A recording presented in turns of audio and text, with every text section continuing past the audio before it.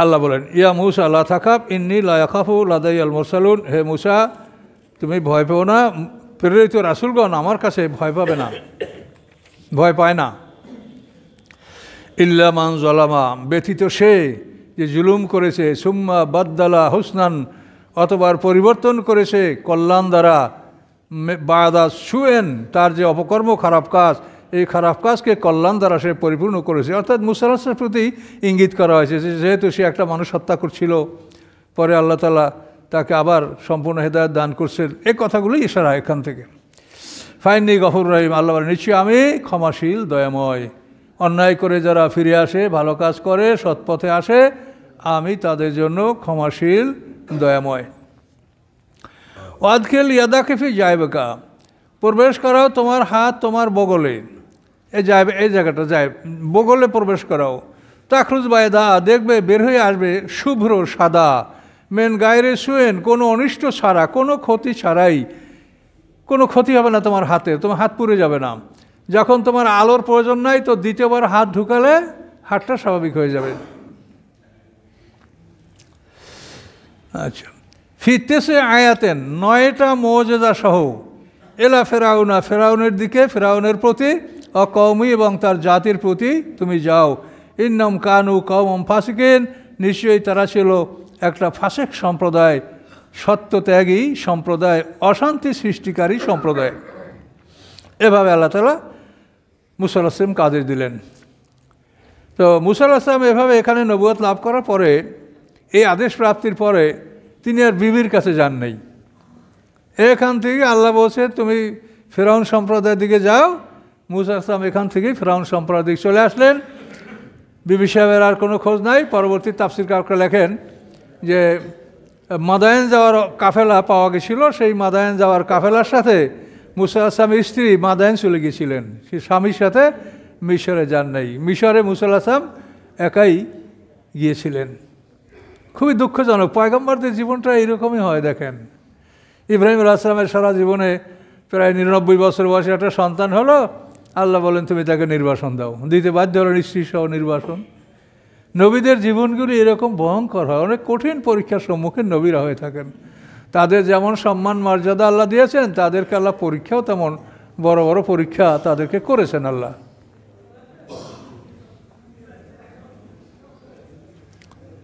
এই 9টা মুজিজা, এখান থেকে আমরা 2টা পেলাম। তো পিছনে আমাদের একটা আয়াতে গেছে 5টা মুজিজার কথা। ফারসালনা আলিমুত তুফানা আল জারাদা আল কুম্মালা ওয়াদ দাফাদে ওয়াদ দামা, এই 5টা মুজিজার কথা একটা আয়াতেই আমাদের এই পিছনে, সম্ভবত সূরা আরাফে হতে পারে, এদিকে গেছে। ফারসালনা তুফানা বন্যা, জারাদাস পঙ্গপাল, তারপরে কুম্মালা সার পোকা, জারাদাল কুম্মালা, অদ্দাফা দেয়া ব্যাং, অদ্দামা রক্ত, এই 5টা মুজিজার কথা পিছনে এক জায়গায় গেছে, আপনারা হয়তো শুনেছেন যে এক একটা শাস্তি তাদের জন্য, মানে 1 সপ্তাহ ওদের শাস্তি ছিল, এরপরে 1 মাস ওরা সুস্থ ছিল, আবার ওইভাবে শাস্তি একের পর আসছে। তো এই শাস্তিগুলি ওখানে হলো 5টা, আর হলো 2টা, 7টা, আর 2টা, আর একটা হলো সমুদ্র মধ্যে রাস্তা তৈরি হয়ে যাওয়া, এই 8টা। আর একটা সম্পর্কে একটু আছে, বিভিন্ন বর্ণনা আছে।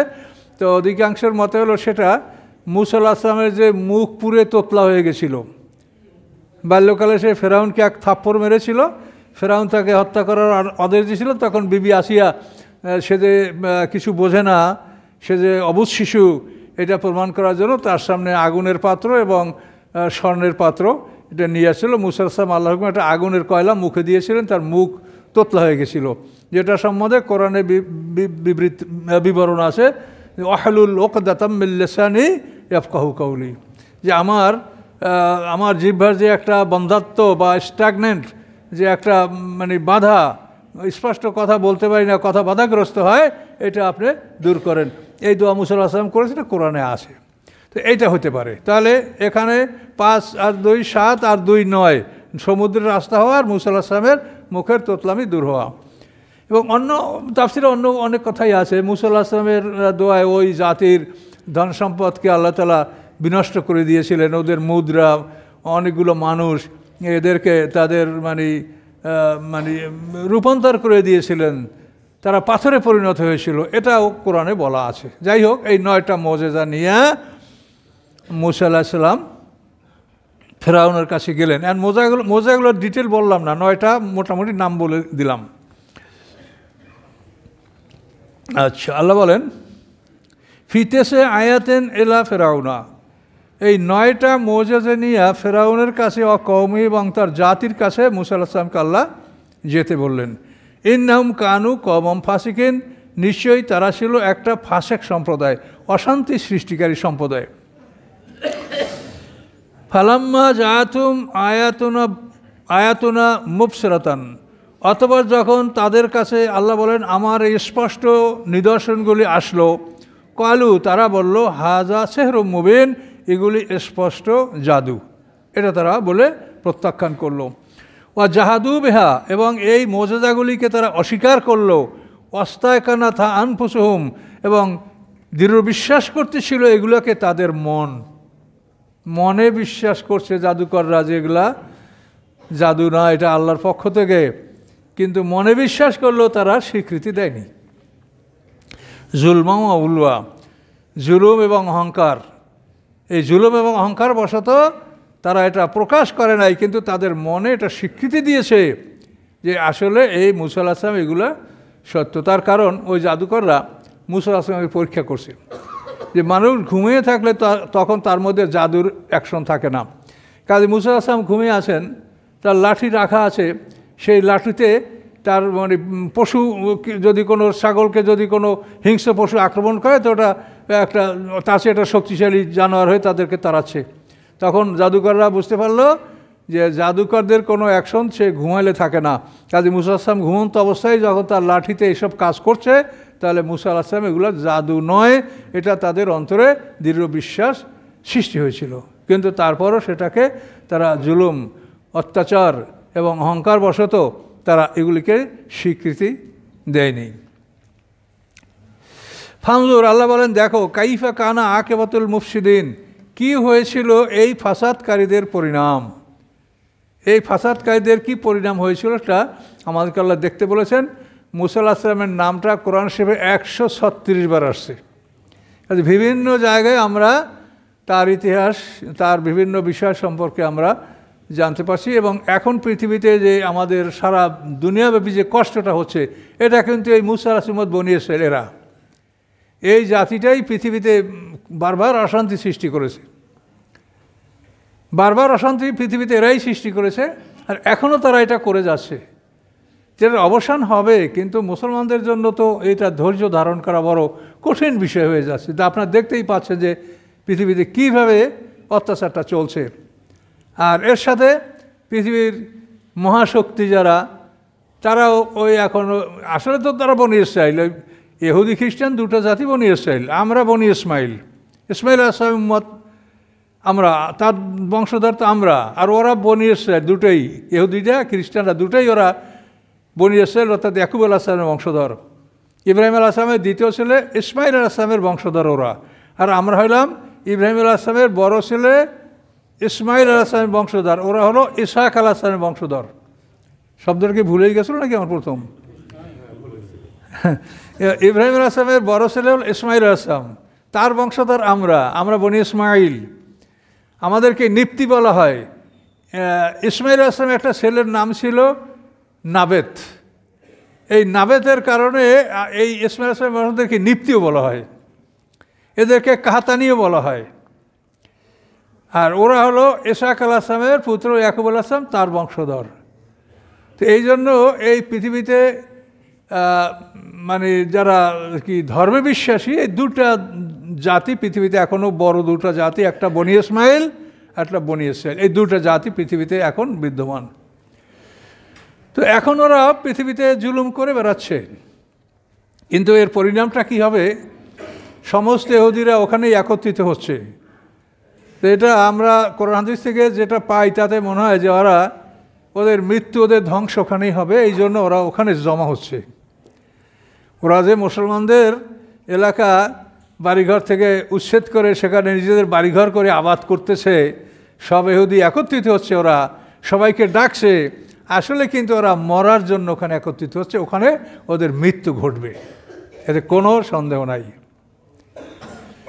তো যাই হোক, আমাদের যদি কোনো সম্ভব আমাদের পক্ষে হয় আমরা তাদের সেটুকু সাহায্য করব, আর যদি না হয় তো আল্লাহর কাছে দোয়া করব, আমরা তো অপারক।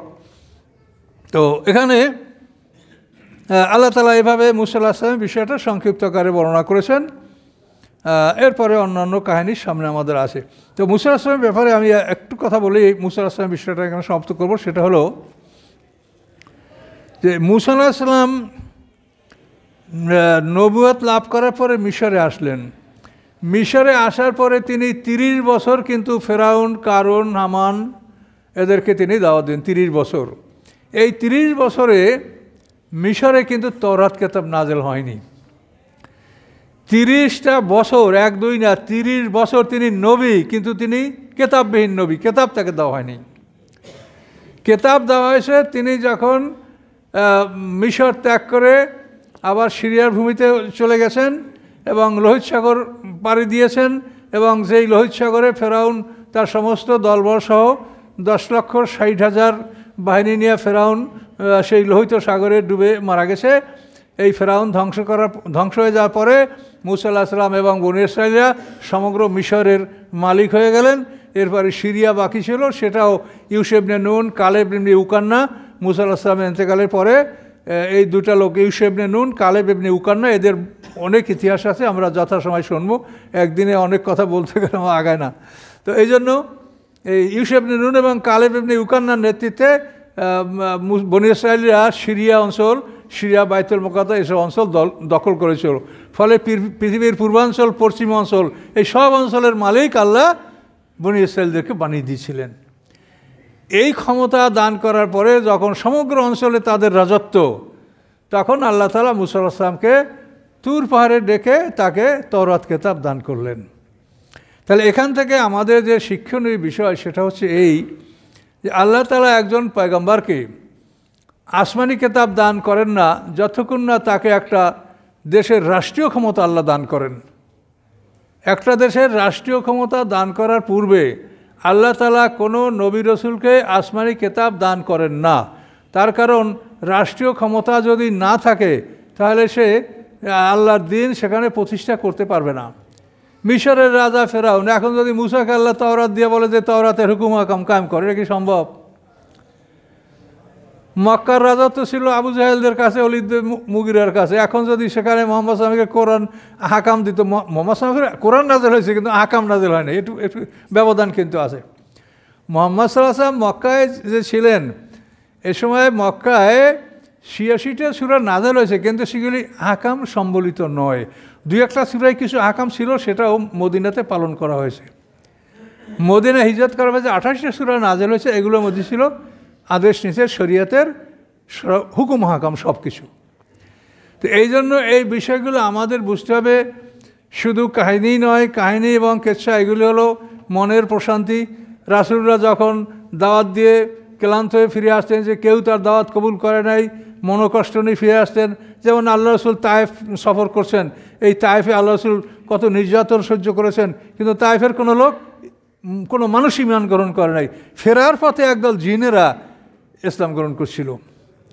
নসিবানী শহরের একদল জিনেরা ওয়াদিয়ে নাখলায়, তারা 9 জন, সেই জিনরা 9 জন, তাদের নাম আমার তাফসিরে আছে, দেখবেন। এই জিনেরা ইসলাম গ্রহণ করেছে, কিন্তু কোনো মানুষ ইসলাম গ্রহণ করে নাই। তো এইভাবে যখন মনকষ্ট নিয়ে রসুলরা ফিরতেন, তখন আল্লাহ তাআলা এই ধরনের কাহিনী নাজিল করে পূর্ববর্তী পয়গম্বরদের দুঃখ কাহিনী এসবগুলা শোনাতেন। ফলে পয়গম্বরদের মনে কিছুটা সান্ত্বনা আসতো। এই জন্য এই কাহিনীগুলো কোরআন পাকে এভাবে আল্লাহ তাআলা দিয়েছেন, যাতে নবী রাসূলের অন্তরে সান্ত্বনা লাভ করেন যে কষ্ট আমি করিনি, আমার পূর্বে যারা ছিল তারাও এরকমই কষ্ট করেছেন। সময় শেষে হুজুর, হ্যাঁ 5 মিনিট 3 মিনিট বললেন আমাকে একটু। তো এভাবেই আমরা দেখতে পাচ্ছি ইনশাআল্লাহ যে মুসা আলাইহিস সালাম তাকে আল্লাহ তাআলা তুর পাহাড়ে ডেকে তাকে তাওরাত কিতাব দান করেছেন, এবং তওরাত কিতাব ওই আসমানি কিতাব কোরআনের মতোই একটা কিতাব। এবং এই তুরুন শব্দের অর্থ জ্বালানো, আলোকিত করা।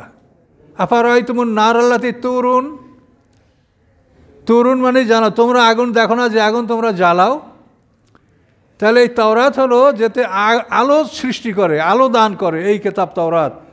তো এই কিতাব প্রথম আসমানি কিতাব এবং মুসা আলাইহিস সালাম রাসূলদের মধ্যে প্রথম রাসূল। 4 জন প্রধান রাসূল, রাসূল তো অনেক নবীদেরকেই রাসূল কোরআনে বলা হয়েছে, কিন্তু প্রধান 4 রাসূল, এর মধ্যে 1 নম্বর হলেন মুসা আলাইহিস সালাম, 2 নম্বর হচ্ছেন দাউদ আলাইহিস সালাম, 3 নম্বর হচ্ছেন ঈসা আলাইহিস সালাম এবং 4 নম্বরে হলেন মুহাম্মদুর রাসূলুল্লাহ সাল্লাল্লাহু আলাইহি ওয়াসাল্লাম। তো এই পয়গম্বরদের কাহিনী এবং তাদের আইনকানুন সম্পর্কে আমাদেরকে কোরআন পাকে আল্লাহ তাআলা এই বিষয়গুলি জানাচ্ছেন। তো এই মুসা আলাইহিস সালামের কথা এতটুকু আল্লাহ বর্ণনা করার পরেই আল্লাহ তাআলা বলেন, ওয়ালাকাদ আতাইনা দাউদ ওয়া সুলাইমানা ইলমা, অবশ্যই আমি দাউদ আলাইহিস সালাম এবং সুলাইমান আলাইহিস সালামকে জ্ঞান দান করেছিলাম। তো এখানে আমরা খুব সুন্দর কাহিনী সামনে আছে, সুলাইমান আলাইহিস সালামের জীবন বৃত্তান্ত, রানী বিলকিসের ইতিহাস, এগুলি আপনারা সামনে ইনশাল্লাহ পাবেন। যদি আল্লাহ আমাদেরকে হাজির করে তো পরবর্তীতে আমরা ইনশাল্লাহ ধারাবাহিক সেগুলি আলোচনা করব। তো এখন সমস্যাটা হলো এই যে আমরা মুসা আলাইহিস সালামের কাহিনী শুনতে আমাদের ভালো লাগে, কোনো রকম আমরা খারাপ মনে করি না, কিন্তু ওরা মুহাম্মদ সাল্লামকে মানছে না, কোনোভাবেই তাকে স্বীকৃতিই দিচ্ছে না। আর আল্লাহর হুকুম হলো যে একজন রাসূলকে অস্বীকার করলে সমস্ত রাসূলগণকে অস্বীকার করার সমান হবে। কাজে এই জন্য এই যে ব্যবধান, আমরা যে আল্লাহ আমাদেরকে, আমাদের আমল যাই ত্রুটিপূর্ণ হোক, কিন্তু আমরা যে মুসলমান এটা ইনশাল্লাহ প্রমাণ হয় যে আমরা এই নবী রাসূলদের ইতিহাস যখন শুনি তখন আমরা খুবই মনোযোগ সহকারে শুনি এবং কারো বিরুদ্ধে আমাদের মনে কোনো হিংসা বিদ্বেষ আসে না। আসে বলেন? এই যে আসে না, এটা আল্লাহর মেহেরবানি এবং এইটাই হলো ইমানের লক্ষণ যে আমাদের মধ্যে ইমান আছে। এখন আল্লাহ আমাদেরকে শাস্তিও দিতে পারেন, ক্ষমাও করতে পারেন, এটা তার ব্যাপার। আমরা আশা করব যে তিনি আমাদের ক্ষমা করে দেবেন এবং ক্ষমার জন্য সবসময় আল্লাহর কাছে প্রার্থনা করব যে আল্লাহ যেন আমাদেরকে ক্ষমা করে দেন। তো আজকে আমরা ইনশাল্লাহ এই রুকু পর্যন্তই ধরে নেন, 14 নম্বর আয়াত পর্যন্ত। আগামী জুমায় আল্লাহ যদি মঞ্জুর করেন তাহলে ইনশাল্লাহ